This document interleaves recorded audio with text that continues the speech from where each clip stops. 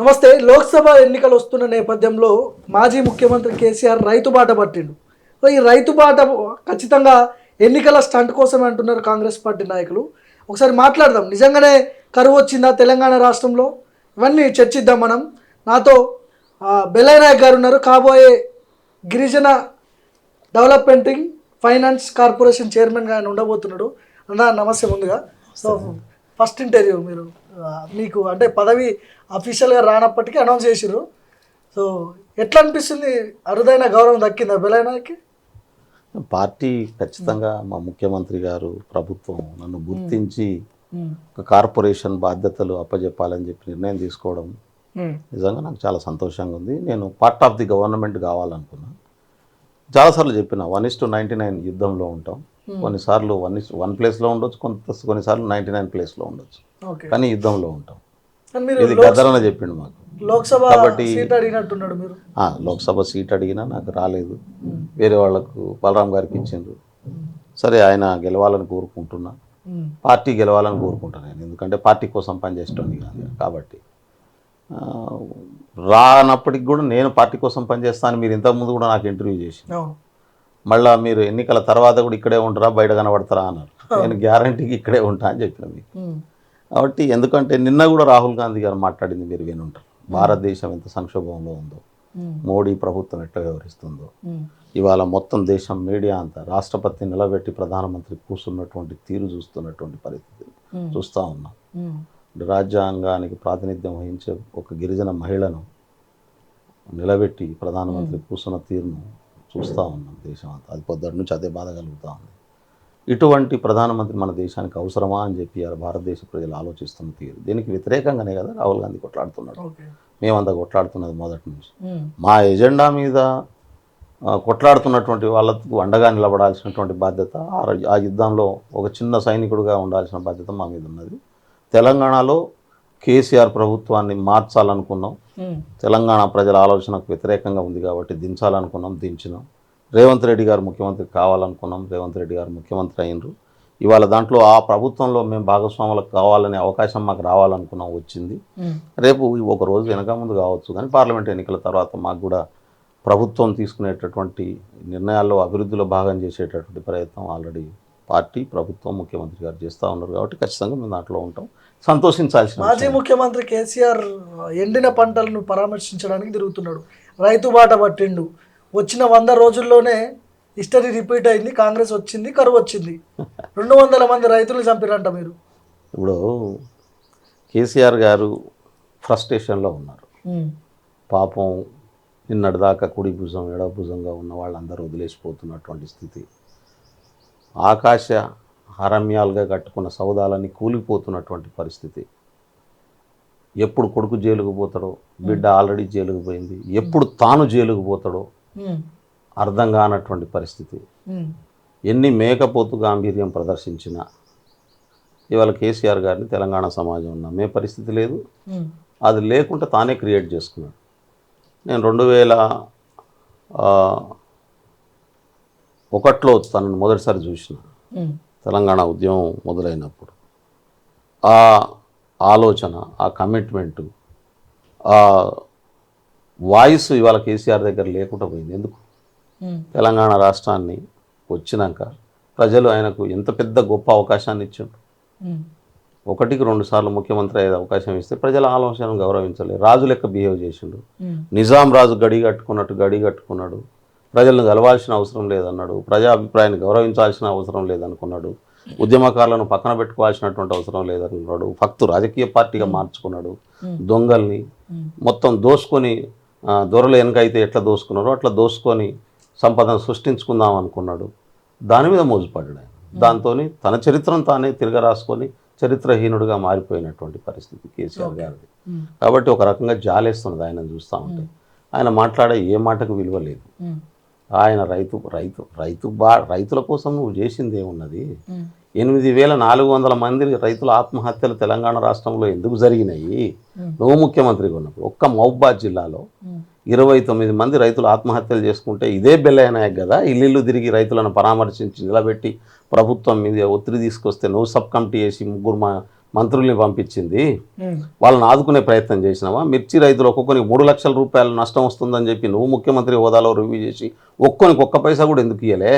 కాబట్టి రైతుల గురించి మాట్లాడడం అనే నైతిక హక్కు ఇవాళ మాజీ ముఖ్యమంత్రి గారికి లేదు. సో కేసీఆర్ని పక్కన పెడితే, ఆయన మాట్లాడిన మాటలు పక్కన పెడితే, వాస్తవాలు కావా 100 రోజుల్లో కరువు వచ్చింది, అడుగు అండర్ గ్రౌండ్లో ఉన్న వాటర్ మొత్తం ఇంకిపోతుంది, బోర్లలో వాటర్ లేవు, ట్యాంకులు వస్తున్నాయి, హైదరాబాద్లో వాటర్ ట్యాంకులు తిరుగుతున్నాయి, ఇవన్నీ చూస్తుంటే మీకేమనిపిస్తుంది? నిజం వాస్తవాలు కావా ఇవన్నీ? నిన్ననే సెంట్రల్ వాటర్ కమిషన్ ఒక రిపోర్ట్ను రిలీజ్ చేసింది. నిన్న రిలీజ్ చేసిన రిపోర్ట్, భారతదేశంలో ఉన్నటువంటి డ్యాములలో నీళ్లు 38% తక్కువ ఉన్నాయట. ఓకే. ఇప్పుడు భారతదేశంలో కాంగ్రెస్ ప్రభుత్వం రాలే, మరి గత 10 సంవత్సరాల్లో ఎప్పుడూ ఈ పరిస్థితి రాలేదు. మొట్టమొదటిసారిగా భారతదేశంలో ఉన్నటువంటి డ్యామ్లో 38% వాటర్ స్టోరేజ్ మొన్నటి లెక్కకు తక్కువ ఉన్నాయి. కాబట్టి వాటర్ క్రైసిస్ రాబోతున్నాయి దేశం మొత్తంలో అనేటటువంటి రిపోర్ట్ను గవర్నమెంట్ ఆఫ్ ఇండియా రిలీజ్ చేసింది. ఇక్కడ కాంగ్రెస్ ప్రభుత్వం వస్తే నీటి సమస్య రాలే. మనకు జనరల్గా అక్టోబర్ నవంబర్లో ఒక రౌండ్ వర్షాలు వస్తాయి, తర్వాత ఫిబ్రవరిలో ఒక రౌండ్ వర్షాలు వస్తాయి. నీకు జూన్ జూలై ఆగస్టు తర్వాత పోయినటువంటి వానలు తిరిగి రాలే. అటువంటి వర్ష సూచనే లేనటువంటి పరిస్థితి. అప్పుడు కేసీఆర్ ముఖ్యమంత్రిగా ఉన్నాడు. మరి అక్టోబర్ నవంబర్లో వర్షాలు ఎందుకు తెప్పియలేదు? ప్రకృతి పార్టీలను బట్టి ఉండదు, రాజకీయ అధికారంలో ఉన్న వాళ్ళని బట్టి ఉండదు. ప్రకృతిలో వచ్చేటటువంటి మార్పులకు అనుగుణంగా ప్రకృతి తన పని తాను చేస్తుంది. మానవ జాతి నీళ్లు వాడుకోవడం ఉన్న నీటిని విద్యుత్ని వాడుకోవడం కాంగ్రెస్ పార్టీకి రావట్లేదు, తెలివి లేదంటున్నాడు. ఇప్పుడు ఆయన తెలివితో కట్టిన డ్యామే కదా కూలిపోయింది, ఆయన తెలివితో కట్టినటువంటి బ్యారేజ్ కదా కొట్టుకుపోయింది, ఆయన తెలివితో కట్టినటువంటి దాంట్లో కదా నీళ్ళు లేనటువంటి పరిస్థితి వచ్చింది. ఆయన తెలివి ఎడిపోయింది. మరి ఆయన గొప్ప తెలివికల్లోడైనా, గొప్ప మహామేధావేనా? ఆయనంత తెలివికల్లో లేడు కదా. మొత్తం నదుల మీద నేనే చదివినా అని చెప్పుకున్నటువంటి వ్యక్తి ఎందుకు టపటపటపడ మేము చిన్నప్పుడు ఆడుకునేటప్పుడు తాటాకు గుడిసెలు కట్టుకునేది, అది గాలస్తే కొట్టుకుపోయేది. ఆ గాలస్తే కొట్టుకుపోయే బ్యారేజ్ ఎవడు కట్ట ఉన్నాడు? ఆయన్ని చిన్న వరద రాగానే కుంగిపోతుంది. జాలజికల్ ప్రాబ్లం అంట, జాలజికల్ ప్రాబ్లం అని చెప్తా ఉన్నాడు నిన్న మాజీ ముఖ్యమంత్రి. ఇప్పుడు సరే వాళ్ళ గవర్నమెంట్ ఉన్నప్పుడు కాళేశ్వరంలో అవినీతి జరిగిందో లేదో తెలియదు, అందరు మాట్లాడుకుంటుర్రు, మీరు కూడా చెప్పారు. సో దాని మీద చర్యలు అయితే కనపడట్లేదు, చర్యలు తీసుకుంటామని చెప్తున్నారు, చర్యలు కనపడట్లేదు. రెండోది, ఎందుకు రిపేర్ చేసే ప్రయత్నం చేయట్లేదు కాంగ్రెస్ పార్టీ? మోడిఫై ఎందుకు చేయట్లేదు? ఎందుకు జరగట్లేదు? ఆ పని జరుగుతున్నది. ఆల్రెడీ సెంట్రల్ వాటర్ కమిషన్ వాళ్లకు, డ్యామ్ సేఫ్టీ అథారిటీ వాళ్లకు కాంప్లైంట్ ఇస్తే వాళ్ళు వచ్చి దాన్ని స్టడీ చేసి ఎట్లయితే డ్యామును పర్మనెంట్గా ఒక స్ట్రక్చర్తో ఉంచగలం అనేటటువంటి రిపోర్ట్ను రెడీ చేసి ఇస్తే దాని ప్రకారం తప్పు చేసిన వాళ్ళ మీద చర్యలు తీసుకోవడం ఒక ఎత్తు అయితే, మళ్ళీ ఫ్యూచర్లో ఆ డ్యామ్ను ఎట్లా వాడాలి, దాంట్లో ఏమేమి మార్పులు తీసుకోవాలి, ఇప్పుడున్నటువంటి డిజైన్తో చేస్తే సరిపోతుందా, ఇంకా దాంట్లో ఏమైనా మోడిఫికేషన్ చేయాల్సి వస్తుందా అనేటటువంటిది టెక్నికల్ ఎక్స్పర్ట్స్ చెప్పాల్సినటువంటి అంశం అది. నేను ఇంజనీర్ని, నేను డిజైన్ సెక్షన్లో పనిచేసినాను. ముఖ్యమంత్రులు మంత్రులు కూర్చొని రాజకీయ నాయకులు చేసేటటువంటి పని కాదు. కేసీఆర్ లెక్క దాన్ని రిపేర్ చేస్తే మళ్ళీ 3 నెలలకు కొట్టుకపోతుంది అది. కాబట్టి 3 నెలలకు 4 నెలలకు 3 సంవత్సరాలకు 5 సంవత్సరాలకు ఒక కొట్టుకుపోయే రిపేర్ మేము చేయదలుచుకోలేదు. దానికి ఒక శాశ్వతమైనటువంటి పరిష్కారం ఇవ్వాలని చెప్పి ఉత్తమ్ కుమార్ రెడ్డి గారు, ఇరిగేషన్ శాఖ మంత్రి, చాలా స్పష్టంగా చెప్పారు. దాని మీద లెటర్ రాశారు. ఇక మీరు చర్యలా మనం పేపర్లో టీవీలలో వచ్చిన దాన్ని బట్టి చర్యలు తీసుకోరు కదా. There is a procedure for చర్యలు. చర్య తీసుకోవడానికి ఒక పద్ధతి ఉంటుంది. అక్కడ దాంట్లో జరిగినటువంటి నష్టాన్ని అంచనా వేసి దాన్ని బాధ్యులను ఐడెంటిఫై చేసిన తర్వాత బాధ్యుల మీద చర్య తీసుకుంటారు. ఎవరైతే నష్టపోయారో రైతులు ఎకరాకి 25,000 నష్టపరిహారం ఇచ్చేంత వరకు ఎమ్మడబడతాం, మిమ్మల్ని బయటకు గుంజుతాం అంటున్నాడు కేసీఆర్.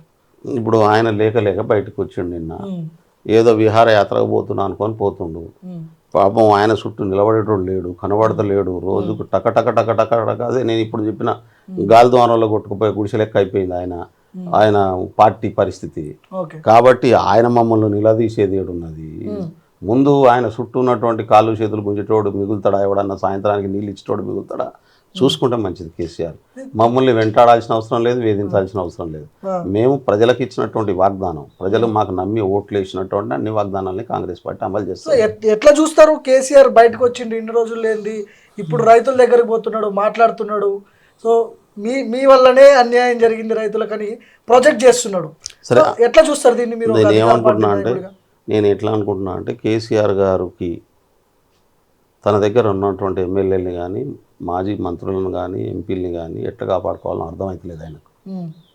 ఇప్పుడు ఆయన అనుకున్నటువంటి మార్గం ఏంటంటే, నాకు అర్థమైన కాడికి జనం దగ్గరికి పోయి జనంను కొంత కన్విన్స్ చేసే పరిస్థితి ఉంటే, జనమే వాళ్ళని కన్విన్స్ అయితే కొంత నా పట్ల ఆయన పట్ల సానుభూతి ఏర్పడితే జనాలలో, అప్పుడు ఉన్నోళ్ళన మిగులుతారు అనేటటువంటి ఉద్దేశంతో పార్టీ యంత్రాంగాన్ని కాపాడుకోవడం కోసం ఆయన వీళ్ళని బతలాడితే ఆగేటట్లు లేరని ఆయన ఇవ్వడు, జనంలో మన క్రెడిబిలిటీ పాతాళానికి పడిపోయింది కాబట్టి ఆ క్రెడిబిలిటీ ఏమైనా పెంచుకుందాము అనే ఉద్దేశంతో ఉరుకుతాడు. జనం సమస్యల మీద ఆయనకు చిత్తశుద్ధి లేదు, జనం పట్ల ఆయనకు ప్రేమ లేదు. జనం పట్ల ప్రేమ ఉండుంటే ముఖ్యమంత్రిగా ఉన్నటువంటి 10 సంవత్సరాల కాలంలో జనాలను కలిసిటోడు, వాళ్ళ బాధలు వింటోడు, వాళ్ళ సమస్యలను పరిష్కరించేటోడు.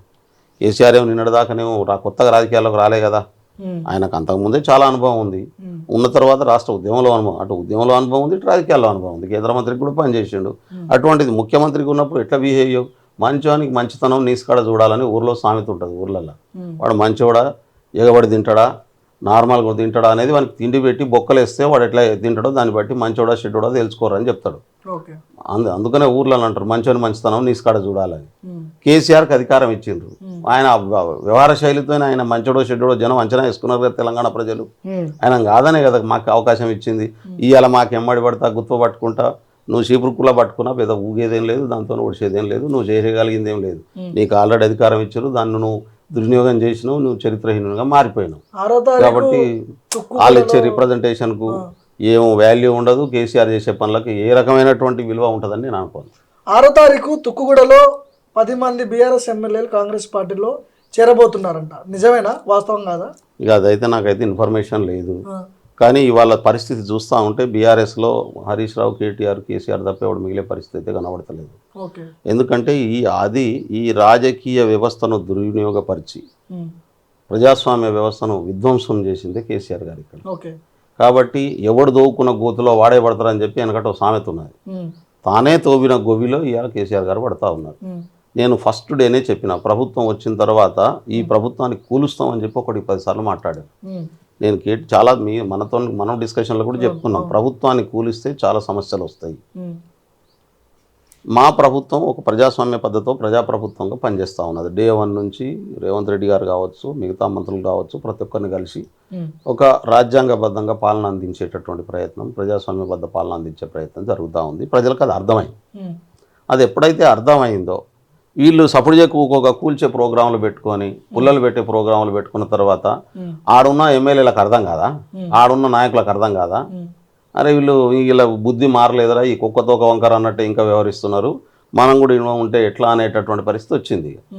రెండోది, డెమోక్రటిక్ ఉండాల్సినటువంటి అంగాల్ని, రాజ్యాంగ అంగాలను అన్నింటినీ కూడా అధికారం చుట్టూ తిరిగే పరిస్థితి తీసుకొచ్చారు. ఆ మైండ్ సెట్ ప్రిపేర్ చేశారు వాళ్ళ నాయకు బ్యూరోక్రసీ మొత్తాన్ని. అది ఒక రకంగా విధ్వంసం, ప్రజాస్వామ్యం విధ్వంసం.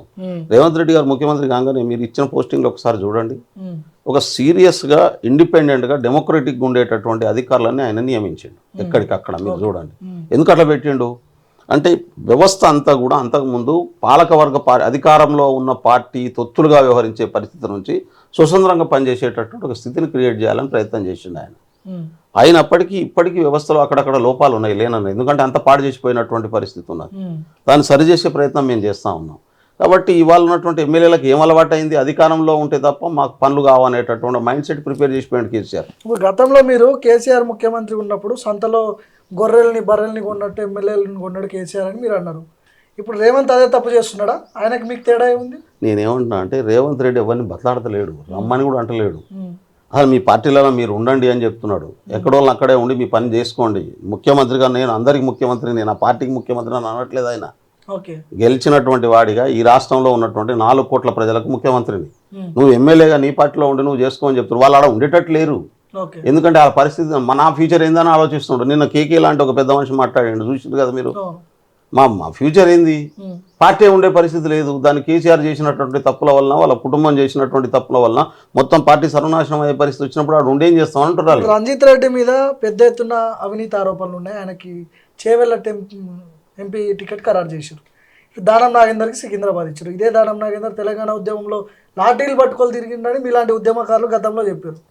ఏంటి మళ్ళీ వాళ్ళని ఎందుకు తీసుకొస్తున్నారు? నేనేమంటున్నా అంటే, తెలంగాణ ఉద్యమంలో ఎవరి పాత్ర ఏందనేది చాలా స్పష్టంగా ఉంది. దానం నాగేందర్ తెలంగాణ వ్యతిరేకించాడు. ఇప్పుడు కూడా చెప్తుండే ఆయన, మొన్న కూడా చెప్పిండు తెలంగాణ ఉద్యమానికి వ్యతిరేకంగా ఉన్నా తెలంగాణ ఏర్పడకూడదని చెప్పి నేను అనుకున్నా అని చెప్పి చెప్పిండు.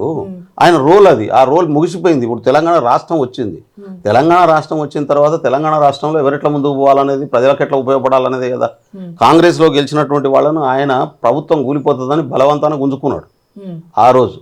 ఒక డిప్యూటీ, ఆ రోజున్న ఇవాళ డిప్యూటీ ముఖ్యమంత్రిగా ఉన్నటువంటి కాంగ్రెస్ పార్టీ డిప్యూటీ సీఎం బట్టి విక్రమార్క గారిని ఫ్లోర్ లీడర్గా చేస్తే, ఆయన అపోజిషన్ లీడర్గా చూడడానికి కూడా సహించకుండా ఆయన పొజిషన్ నుంచి దించేయాలని చెప్పి ప్రయత్నం చేసి ఎమ్మెల్యేలు జాయిన్ చేసుకున్నటువంటి పరిస్థితి కదా. బలవంతం చేసి, బెదిరించి, వాళ్ళకు ఉన్నటువంటి వ్యాపారాల మీద దాడులు చేయించి, ఇంట్లో ముంగట ఒక పెద్ద మనిషి అయితే వైన్ షాప్, ఆయన అప్పుడు తెలుగుదేశంలో ఉండేది నాకు తెలిసి, ఇప్పుడు బీఆర్ఎస్లోనే ఉన్నాడు, ఇంకా ఇప్పుడు ఎమ్మెల్యే కూడా గెలిచి ఉన్నాడు. ఆయన వైన్ షాపులు ఉంటే సిటీలో రాజేంద్ర నగర్ ఏరియాలో వైన్ షాపుల కాడ పోయి పోలీసు వాళ్ళు నిలబెట్టి ఆయన తెలుగుదేశం నుంచి బీఆర్ఎస్ జాయిన్ అయ్యేదాకా ఎమ్మడిపడ్డటువంటి పరిస్థితి. కాంగ్రెస్ పార్టీ వల్ల అట్లా చేయగమ్మంటుందా ఇవాళ? అటువంటి ప్రయత్నం ఉందా? ప్రభుత్వ యంత్రాంగాన్ని దుర్వినియోగం చేసే పని చేస్తాడా రేవంత్ రెడ్డి? రేవంత్ రెడ్డి ఇంటికి క్యూ కడుతున్నారు వచ్చి, మేము చేరుతాం అని చెప్పి. రేవంత్ రెడ్డి ఎవరితో మాట్లాడతలేడు, ఎవరిని బతలాడతలేడు, రమ్మని కూడా అడగట్లేదు. ఉన్న కాడ ఉండండి అని డే 1 చెప్పిండు.